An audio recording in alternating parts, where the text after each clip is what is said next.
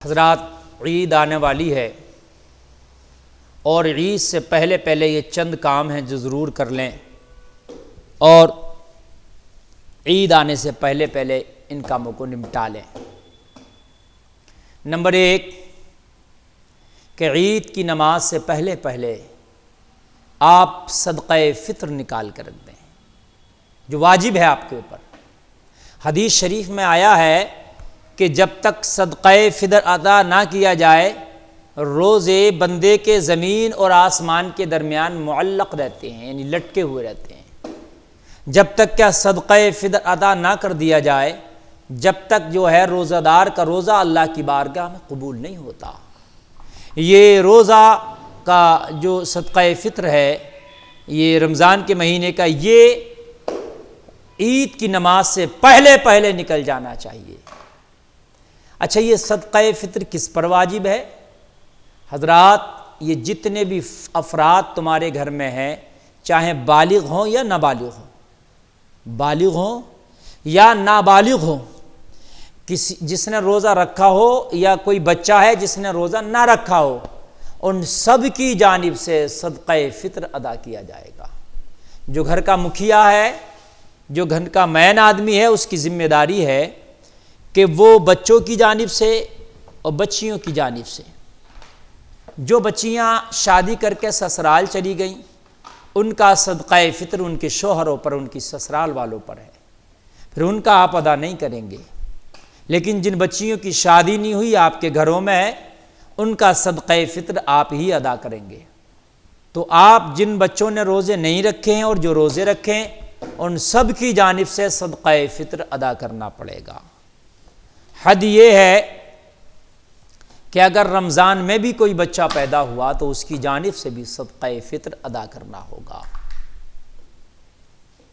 اب صدقہ فطر کتنا ہے؟ ایک آدمی کا 2 کلو 45 گرام گیہوں،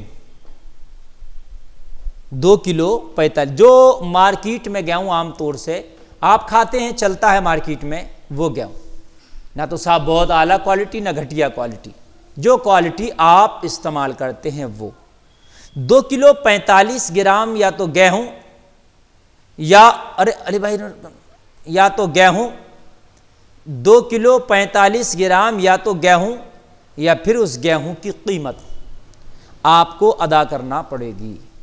اب جو قیمت مارکیٹ میں چل رہی ہو، جیسے ابھی ہمارے ہاں 20 روپے 50 پیسے پر کلو کے حساب سے ابھی قیمت چل رہی ہے گیہوں کی، یہ ہمارے ہاں کا ریٹ ہے۔ الگ الگ ریٹ ہوتے ہیں دوسری جگہوں کے، کہیں 25 روپے کلو بھی ہے نا، کہیں اور بھی زیادہ ہوگا یا کہیں اور بھی کم ہوگا۔ تو جہاں جیسا ریٹ ہے اس کے حساب سے یا تو قیمت ادا کر دیں یا وہ غلہ دے دیں۔ یہ کس کو دیا جائے؟ حضرات، یہ غربا میں تقسیم کیا جائے، زیادہ بہتر ہے، جو اس کے مستحقین ہیں۔ آپ اپنے قریبی رشتہ داروں کو بھی دے سکتے ہیں جو غریب ہیں، اس کے مستحق ہیں، لیکن آپ اپنی نسل میں سے نہیں دے سکتے، یعنی باپ، دادا، پردادا یا بیٹا، بیٹی، پوتا، پوتی، اس کو آپ نہیں دے سکتے۔ اس کے علاوہ میں آپ اپنی رشتہ داری میں بھی یا خاندان میں دے سکتے ہیں، یعنی اصول و فروع کو آپ نہیں دے سکتے، اس کے علاوہ میں آپ دے سکتے ہیں۔ مدارس اسلامیہ بھی دے سکتے ہیں، جس میں باہر کے بچے وغیرہ پڑھتے ہوں، ان مدارس وغیرہ میں، لیکن مسجد میں نہیں دے سکتے۔ بہت سے بھائی ہمارے سوال کرتے ہیں کہ حضرت صدقہ فطر ہم مسجد میں دے سکتے ہیں کیا؟ اور بہت سی جگہ ایسا ہوتا بھی ہے کہ صدقہ فطر گاؤں والے مسجد کے لیے جمع کر لیتے ہیں، وہ ادا نہیں ہو سکتا اور نہ ہی مسجد میں لگایا جا سکتا ہے۔ حضرات، رمضان شریف کا یہ مبارک مہینہ اور عید آنے سے پہلے پہلے تو صدقہ فطر ہو گیا۔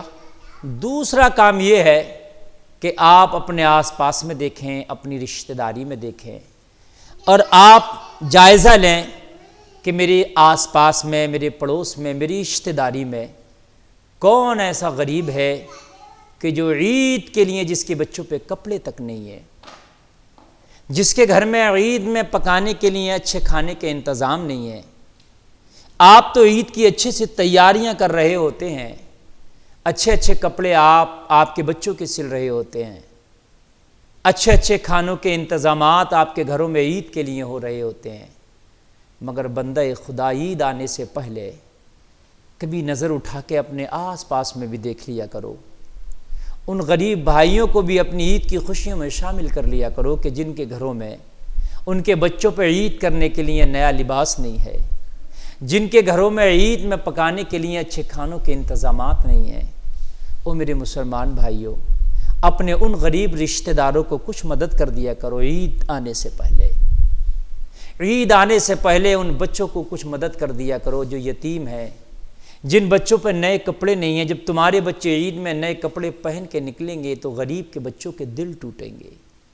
اور اسلام میں میرے بھائی یہ کبھی روا نہیں ہے کہ تو کھائے تیرا پڑوسی فاقہ سے سوئے، تو اچھا پہنے عید میں تیرے پڑوس کے بچے، غریب بچے اچھا لباس نہ پہن سکیں۔ اور میرے بھائی، اللہ کی رحمت کو وہ بندہ دعوت دیتا ہے، اللہ کی رحمت اس پر جھما جھم برستی ہے جو اپنے ساتھ ساتھ اپنے غریب پڑوسیوں کا خیال رکھتا ہے، جو اپنے ساتھ ساتھ اپنے غریب بھائیوں کا خیال رکھتا ہے۔ اللہ اکبر، اللہ کی رحمت اس پر جھما جھم برستی ہے۔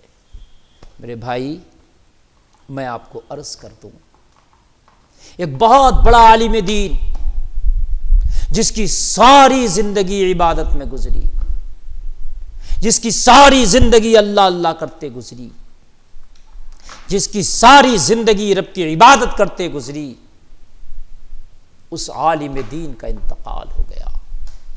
اور انتقال کے بعد کسی نے خواب میں دیکھا اور پوچھا کہ یہ بتا اللہ نے تیرے ساتھ کیا معاملہ کیا؟ تو وہ عالم دین کہنے لگا کہ اللہ نے مجھے بخش دیا، میں بخشا گیا۔ پوچھا تیری کون سی نیکی کام آ گئی؟ کہ تو نے جو عبادت کی تھی وہ عبادت کام آئی؟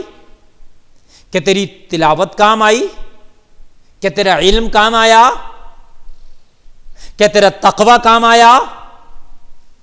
عالم دین نے کہا میں نے عبادت ضرور کی تھی لیکن بخشش کا ذریعہ عبادت نہ بن سکی، میں نے بہت سجدے کیے تھے مگر میری بخشش کا ذریعہ میرے سجدے نہ بن سکے، میں نے بہت علم حاصل کیا تھا مگر بخشش کا ذریعہ میرا علم نہ بن سکا، میں نے بہت نیک کام کیے تھے مگر میرا بخشش کا ذریعہ ان میں سے بھی کوئی نہ بن سکا، پھر تیری بخشش کا ذریعہ کیا بنا؟ وہ عالم دین بیان کرنے لگا کہ میری بخشش کا ذریعہ ایک بہت چھوٹا سا کام بن گیا۔ ایک دن میں ایک کتاب لکھ رہا تھا، کوئی دین کا مسئلہ لکھ رہا تھا، میں نے اپنے قلم کو روشنائی میں ڈبویا اور ڈبونے کے بعد میں اس کو کاغذ پر رکھ کے لکھنے والا ہی تھا، لکھائی شروع کرنے والا ہی تھا کہ ایک مکھی آئی اور میرے قلم کے اس حصے پہ بیٹھ گئی جو روشنائی میں بھیگا ہوا تھا، جس پہ روشنائی لگی ہوئی تھی، اس روشنائی پہ قلم کے اس حصے پہ آ کے مکھی بیٹھ گئی۔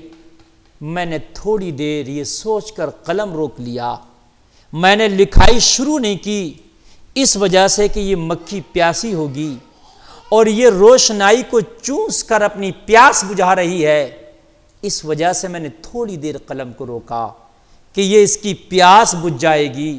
جب تک کہ مکھی چوستی رہی میری روشنائی کو، میں قلم روکے رہا، اور جب اپنے مرضی سے وہ روشنائی چوس کے اڑ گئی تو پھر میں نے قلم چلانا شروع کیا۔ میرے رب کو میری یہ ادا اتنی پسند آئی کہ مکھی بھی میری مخلوق ہے، تو نے اس کی پیاس کا خیال کیا، جا میں نے تیری اسی نیکی کی وجہ سے تیری بخشش کر دی ہے۔